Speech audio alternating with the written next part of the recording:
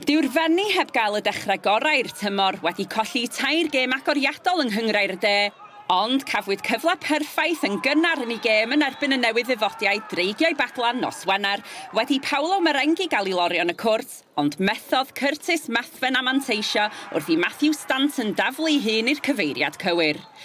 Ond chydig funudau cyn yr egwyl, llwyddodd Joe Cashman i gael ei hun yn rhydd yn y cwrs Cosby mwyn penio'r tîm cartref ar y blaen. Daeth yr ymwelwyr yn gyfartal wedi 2 funud o'r ail hannar, wrth i Luke Evans daro ergyd i Gornelisa'r rhwyd. Cyn i dafliad hir, Ryan Morgan greu problemau lu yn amddiffyn y Fenni, a Liam Croucher oedd yno i roi Baglan ar y blaen. Seliwyd y fuddugoliaeth i'r ymwelwyr wedi i Jordan Evans droi'r amddiffyn un ffordd yn ar llall cyn rhwydodd trydydd gôl i'r Dreigiau.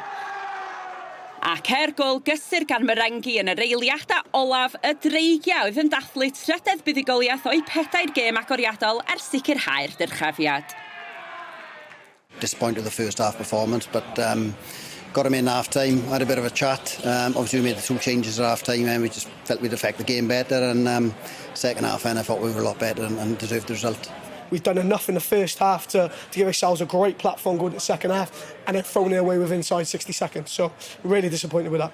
There's a few of the boys in the team who've obviously played Cymru South level before, but yeah, the standards obviously much higher now.